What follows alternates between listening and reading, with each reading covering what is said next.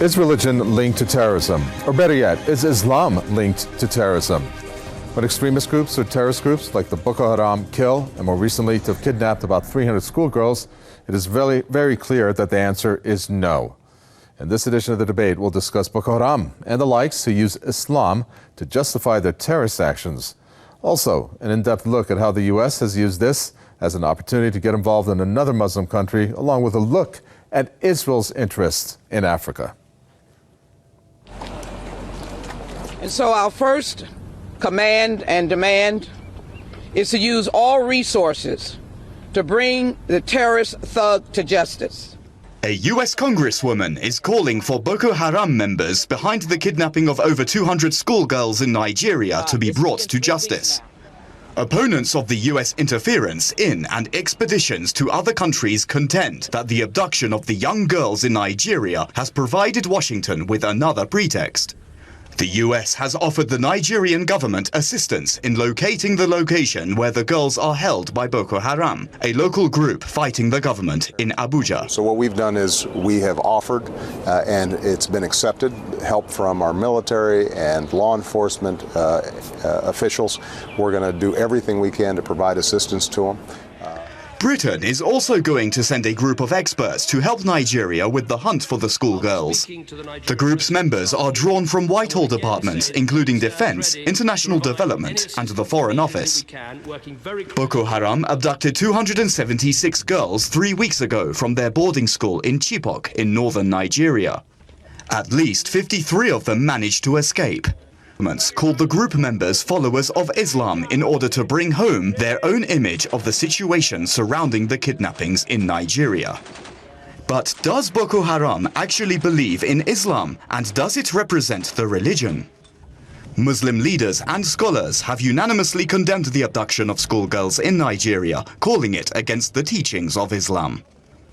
In the meantime, some observers even say that Boko Haram was created by the US and Israel, just as Al-Qaeda was made by Washington. And they call the whole story a scenario aimed at distorting Islam's image and providing the US and its allies with another excuse to further encroach on other countries.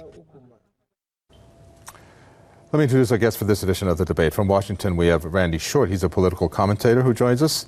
And also from London, we have Anjem Choudary, who's a Salafi cleric, who joins us. Gentlemen, welcome. Anjem Choudary, I'd like to start off with you. Looking at what Boko Haram has done, I'd like to get your impression and reaction on this, about these kidnappings of about 300 schoolgirls. And let me get your reaction to what the Organization for the Islamic Cooperation has said, that this crime and other crimes committed by the likes of these extremist organizations contradicts all humanitarian principles, moral values, violating the provision of the Quran and the teachings of the Prophet Muhammad. Yes, good evening. I'd like to begin by saying that the area of Nigeria and indeed the wider African region has only really seen peace and prosperity when the Sharia was implemented in its history. So if we go back before the British came and destroyed this area, we had many female scholars and we had a great empire which was really the fruit bowl of Africa and was able to provide the basic needs of all citizens. Today we find with this bad luck Jonathan and the brutal regime in Nigeria that Muslims are on the verge of extinction. There are extrajudicial killings, there are kidnappings of women and children. You know, we saw this in 2011, 2012. You know, the Nigerian government don't even try these people. They disappear without trace. Now, Boko Haram are representing at the moment the call for the Sharia, the call for the Khilafah. And there's a huge amount of propaganda. We don't take our news from the BBC or CNN or Randy Shaw or anyone who has vested interest. Remember, the big companies who are exploiting the situation in Nigeria are countries like Shell Oil. And obviously there's no surprise that Britain now and France and China and America are running to this area because this is their own colony. It is a little bit like Hitler paying the gas bill. You know, the atrocities which these people have committed in the Muslim world, Chinese with the yin yang, the British and the French obviously in the Muslim world, the Americans with the, atrocities in Iraq, Afghanistan and with their drones, really is completely laughable. We wait for the news to come from Boko Haram themselves, from the Muslims to know exactly what's taking place. We understand obviously that this is retaliation. People are very frustrated at the atrocities that they continue to suffer. You know, just down the road, Christian fanatics are eating Muslims alive in the Central African Republic. Over 60,000 have been thrown out of their homes in the last couple of months. Right. Why didn't the international community come, to deal with that? The fact is, there's a difference between Christian fundamentalism, which is running rampage around the world, and when Muslims react. When the camp of Islam reacts, suddenly the whole world is talking about, oh, these people need to be killed. They're fanatics, they're fundamentalists. Okay, well, before I turn to you, Randy Short, just Anjem Choudary, I wasn't sure whether you're for Boko Haram or against Boko Haram in terms of what they have done, or the group and its ideology itself. A yes or no answer would suffice. Well, what I would say is I'm with any organization, body, and individual who abides by the Quran and the Sunnah. And for as far as I'm aware, Boko Haram, they stand for the Khilafah, they stand for the Sharia, they stand for the removal of the corrupted regime under this, bad luck Jonathan. And this is a good thing. Now, obviously, if they are reacting to their own women and children being taken, I think we need to deal with the cause as opposed to the reaction. If the cause is gone, I don't think you'll find I these kind of actions. I need to get Randy Short back in here. Randy Short to actually join us. Randy Short, amongst all the statements there, of course, you can give a reaction. I believe that Anjem Choudary actually mentioned your name in the 4 or 5 minutes that he was just speaking. Yes, well, he's a bit touched, and he doesn't know my perspective one way or the other on Boko Haram. However, they're very akin to him. I believe they're in the pay of the British and American and possibly French intelligence and perhaps Israeli intelligence forces. This is all described in Wikipedia. And he gave some very interesting comments. I agree, bad luck Jonathan is an issue. But there's some things that Mr. Choudary doesn't know. And I'm of Hausa descent. Those are my people being killed. And I don't like it. And this whole idea of Sharia, on one hand, I have no issues with people being Muslim and following the Sharia, but half of the Hausa people are Christian. Some people do not want to live under Sharia, so a forced Islam necessarily will be a violent Islam. But Islam in and of itself is not violent, and only people who wish to distort it, like this gentleman who's about as Muslim as a genetically manipulated chimpanzee scrotum, they're the kinds of people who destroy the peace that the Prophet Muhammad, peace be upon him, brought to humanity through his revelation from God. And that we can work with. There have always been some tensions in Nigeria, but nothing like what has happened since 2000, for the last 7, 8 years. But this has been created by external forces. The same thing that happened in Libya and in Mali and what's going on in Algeria that's under the radar.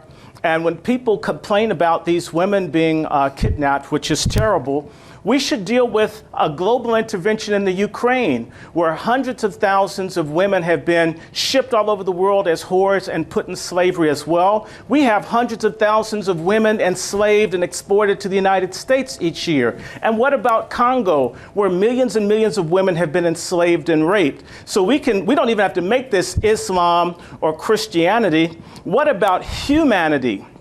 And in reality, the people who are attacking humanity happen to be the Anglo-American folks who are greedy. The fiat currency has a shelf life of maybe 300 years. The dollar is dying. So they need the hard assets. They have a plan to destroy or to create the dissolution of Nigeria by 2015. And they have elections coming next year. There's a whole lot more going on than just Islam, in quotes, is violent. It's unfair to Islam, it's unfair to Muslims, and it's unfortunate that folks in the pay of intelligence people who pretend or masquerade as Muslim leadership, who seem to love jihad and all this stuff, they're in the evil, decadent West. Why doesn't he go to Somalia? Why doesn't he go to Saudi Arabia, Bahrain, or wherever, or Syria, and get off of being an armchair wannabe Muslim? Okay, if that question is addressed to Anjem Choudary, go ahead with a response. Well, Randy, you know, I was born in England, so I grew up here, and I call for the Sharia wherever I am. And unlike you, But it's a I don't decadent take my West. information from Wikipedia. I take my information from the Quran and the Sunnah, and I take my information from Muslims. My information is not from the CNN or Fox WikiLeaks News, is which from obviously you've Wikipedia. swallowed. And you know, your analogy with the chimpanzee, I think everybody knows that your ideas are closer to the chimpanzees than mine. Mine are in accordance with Islam. Anyway, let me tell you something, Randy. The situation in Africa is a conflict between those people who believe. Eating Islam. Can you shut up for a minute? Please. Can you shut up for a minute? When you lose the argument, you No, always I don't interrupt, shut up. Randy. You Everybody can't knows. tell me to shut up. up. A second and let me say No, something. I Shut up a interrupt you second, because second you're and let me say irrational. something. Don't tell me to okay, shut be up. quiet, be quiet. I'm never going to You got 2 shut up ears and for 1 mouth. illogic. Let me speak. Ask There me. is a conflict taking place No, around the world I have between 2 mouths people who when I'm believe talking to a sovereignty and hypocrite. supremacy belongs to God, and people who believe that sovereignty and supremacy belongs to man. I fall into the camp of people who believe that sovereignty and supremacy belongs to God. Now those people are fighting against your friends Bashar al-Assad and Hezbollah and the Iranian regime, who are slaughtering over 100,000 people in Syria. They are fighting against your friends as well in America, You're talking about who are, Syria. who We're are supposed sending to their own talk troops to about occupy Iraq and Nigeria. Afghanistan. We're They are talking fighting about against the Nigeria. Israelis, And who you are your act as friends, if the your Americans' friends as well. Those killers you see, you can't, have you not can't, you killed people. you can't cope with the truth, Randy. Randy, stop being Randy and listen to me. The fact is, Islam is superior and will never be surpassed. It will be implemented in Nigeria. The problem that the Americans and the British and the Chinese and the French have is that they cannot cope with the fact that there's an uprising taking place. The Muslims overthrew the regime in Libya. There are uprisings all over Nigeria. It's not just in the northern half. And they will overthrow your friends as well in Syria and even Nigeria. Now, They're when not the my Sharia friends. comes, when They're the your Khilafah friends. comes, the Americans will not be able to cope. Your American friends, will not be able to cope. Practice it. The fact is, Mr. Wikipedia, Randy, you see, you can't cope with the truth. You can't cope with the truth. Wikipedia is I allowed you to superior speak, but the fact is, as soon as you hear the truth, then you like to speak over people. We had your initial. I got to jump in here because the only reason you're both talking over each other. Nobody understands what anybody is saying. So let me come to you, Randy Short. Randy Short. I enjoy all that money they're paying you. Okay, Anjem Choudary, hold on to your thoughts. Randy Short, I'd like to get your reaction, Randy Short. Hold on, Anjem Choudary. What kind of debate is this? Anjem Choudary, I'd like you to hold on to your thoughts. Randy Short, I'm going to come to you. Randy Short, let's get a perspective here that you talked about the U.S. involvement and, of course, Israel. They have pledged before, Randy Short, they have pledged before, both the United States and Israel, that they're going to give support to the Nigerian government. Going back to the Christmas Day, sure they are. To the Christmas Day incident that took place, and a number of other incidents. Nigeria. Why is the United States and Israel having an interest in Nigeria, and in particular Israel? Well, Israel is sort of the pre-base for invading the Middle East and Northern Africa. Israel is deeply involved. Israel's involved in what happened in the Congo. Who do you think is getting the diamonds that came out of the Sierra Leone and Liberia with the wars there? There's a thing called the Africa Development Corporation. I forget the name of it, but it's based in South Africa. It's Israeli owned. They've bought up large parts of Africa. The Israelis, or should I say the Zionists, control the economy of South Africa as I speak. They have been, forgive me, a lot of the Zionists and some of the Jewish folks have been the spear point of European penetration and exploitation of Muslims, Christians, and blacks and others all over the world. They had a very strong role in the slave trade. They've been there a long time and made a lot of money off of it. And London, which is dominated by a very powerful Jewish minority in England, they've been the beneficiaries of the slave trade and the exploitation of Africa and other places. So why wouldn't they? The Rothschilds, let's be honest, there's a global Anglo-American Zionist approach to stealing. There's a thing called the Royal Charter of the Royal African Company Charter, where the British claim to own the people and the minerals under the soil of Africa into perpetuity. So everything, I belong to them. The whole mystery of Western civilization in the last 500 years has been the robbery of Muslims, Africans, and others for the benefit of a few Europeans, with the white supremacy complex for those Europeans that are basically the drudges that enforce this unnatural global order. Anjem Choudary. That's anti-Muslim. Yeah. Well, let's focus back on this group, Boko Haram. Anjem Choudary, the group name, as I'm sure you're well aware, means Western education is a sin. And this is just like very similar to what Al-Qaeda ideology obviously is. We could talk about Taliban and the likes. Even homegrown radicals in the US and UK perhaps have this kind of perspective. But the thing is, it's tainting Islam because it equates what they have done with violence, and they've repeated that, along with some of these other extremist groups, which parallels the way that you talk about Sharia law in some respects. You have many countries, almost all Muslim, majority countries of the Organization of Islamic Cooperation, for example, who have come out and have condemned the act that has occurred by Boko Haram. Why is it that groups like Boko Haram and they themselves think that violence justifies what they're doing, equating it with Islam? Yeah, let me just say one thing. If you're going to allow Randy to talk all the way through my answer, there's no point in asking me the question. The fact is you cut off my microphone when I talk, and you put his microphone so that he cannot interrupt every single sentence. The reason that was done, if it was done, was not on purpose. You're TV and you have your agenda. Both of you were you have your own agenda. Go ahead. Let me speak without interruption. First of all, the OIC and these organizations don't represent Islam. They represent the corrupted Arab regimes who are implementing kufr law. I have just come back from Spain. Our own history is full of Islamic education. Cordoba had over 3,000 mosques, and the main library in Cordoba had over 600,000 volumes. At the time when France, in about the 10th or 11th century, had only about 50 books, 45 of which were copies of the Bible.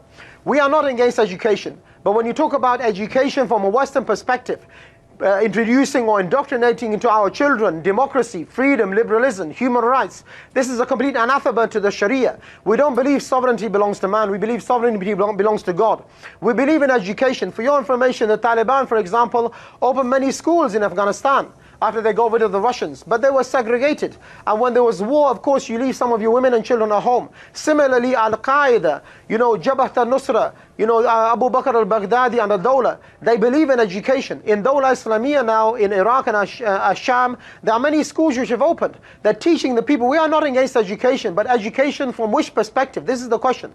What I want to ask you is, how is it that Malala Yousafzai is paraded as some kind of feminine kind of heroine because she believes in democracy, but she believes in like Western education, but Afia Siddiqui, who was traumatized and beaten by the Americans and is imprisoned in America, who stands for Islamic education, is apparently a terrorist and extremist. This is the dilemma. This is the, if you like, the contrast between what is taking place. We believe in education more than anybody else. The first verses which were revealed to the Messenger Muhammad sallallahu alaihi wasallam was Iqra bismi rabbika alladhi khalaq. Read in the name of thy Lord who created. To read, to reflect, to educate is central to Islam. We believe in education, but not education by Cameron or Obama or Western education which should strip our children of their Islamic personality. We believe in Sharia and Islamic education. Randy Short, do you have a reaction? Well, why would I have a problem with the glories of the Islamic Caliphate in Spain? That's not what we're talking about. We're talking about people being funded by Saudi Arabia, funded by Mossad, by the CIA, by the African Crisis Response Initiative, and other things that are designed to destroy Nigeria as a state. We're talking about the fact that Miss Susan Rice served tea to Mashoud Abiola on July 7th, 1998, and he dies 2 hours later. There is a whole effort to destroy the state of Nigeria because it is a rival and being a strong black African country, partially Muslim, partially Christian, whether Mr. Choudary likes it or not, that would have a presence in Western Africa, and this is a threat to the unfair, racist, imperialistic, and anti-Islamic objectives of the Anglo-American power complex. And so Boko Haram, these girls being seized, which I'm completely against them being taken, and all the atrocities on any side, this is being used as a pretext to destroy the state of Nigeria, which has, to its credit, fought against apartheid, fought against the racist colonial Rhodesia, fought against injustice in other places, as well as brought peace to Sierra Leone and Liberia without asking for a penny from the white man. And people here don't like seeing independent people of African descent saying what is mine, and we don't need you. We can do better between each other than have other people intervene. This is what Nigeria threatens, and this is why they want to destroy the state. And they're using the same Susan Rice, who didn't see genocide as hundreds of thousands of people were hacked to death in Rwanda and even more killed in Congo. They're not dealing with the same atrocities happening every day in the Congo, and yet they're obsessing on Nigeria because they're afraid that if the people become strong enough there, the stranglehold, the vice-like grip of this racist, imperialist, Anglo-American beast will be broken. So they want to shatter Nigeria first using sectarian conflict and ethnic conflict that exists all over Nigeria. No one's talking about men in the Niger Delta. There's fighting all over Nigeria for justice. Why are they just targeting Muslims? And on top of that, they are persecuting the Muslims because Jonathan Bad Luck, he hates Muslims, and Obasanjo confronted him. The Western media ignored the fact that there's governmental collusion with foreign powers for him to remain in control, and it's terrible for the Nigerian people. That's a great point. That's a great point. I'm going to come back to you with that question, Anjem Choudary, after we take a quick break and listen to some of the viewer comments as posted on our Facebook page. We Nigerians are not welcoming US forces to come to our country, but it's our inability to deal with the crisis. Nigeria has security officers at every corner. How did kidnappers manage to do their dirty actions? Boko Haram has sophisticated weapons and is terrorizing an oil-rich nation. Draw your own sensible conclusions. Just some of the comments there. Anjem Choudary, obviously the question Randy Short asked is a very important one. Are Muslims being targeted? Is this something that perhaps the West is behind, which they don't mind having Islam and Muslims have their image be tainted and, of course, violence to be ensued, making this very bad negative image of Islam to the world? Yeah, there's absolutely no doubt. And I think probably Randy is right in the sense that the Americans and the British are there for their own interests. There's no secret that Nigeria is very rich in resources, especially oil. As I said, Shell Oil is a huge player in the region. And for many years, Nigeria and these regimes have been colonies, really, of the West, where they have had their own puppets in place to look after their military, their economic interests. And of course, the biggest threat to the whole region, as far as liberal democracy and capitalism is concerned, is the rise of Islam and the Sharia. Because they know very well that the only time the whole of Africa prospered, including Sudan and Ethiopia and Nigeria, was when we had the Sharia, when we had the Khilafah system. You know, the Africans used to export food and resources to other places, even the Middle East, in the time when we had the Sharia. But since the British came, they destroyed the infrastructure. Most of the roads are for exporting the resources and the goods. There's very little which is coming into this area because they are exploiting them through loans from the IMF and the World Bank. They cannot even afford the interest on those loans after they play some kind of civil war in the region. They try to do this with Darfur, you know, in Sudan before, and they make these wars and they make the Muslims pay for the reparations, and yet there's no real threat. Rather, the threat for the region is the imperialists and their own policies and the colonial aspirations. So this is absolutely correct, but I think that where we will differ, probably Randy and myself, is I believe the ultimate solution is Sharia. I don't believe that we can integrate, you know, into capitalism or communism. I don't believe that isolation and standing back is an option. I'm sorry to jump in. I do apologize for cutting you off, but I need to get a reaction from Randy Short to the following. Randy Short, AFRICOM, what is it? U.S. military operations with 53 African nations. It is said that now the U.S. military is engaged in operations with these African nations almost every day. Why is America so interested in Africa as a whole?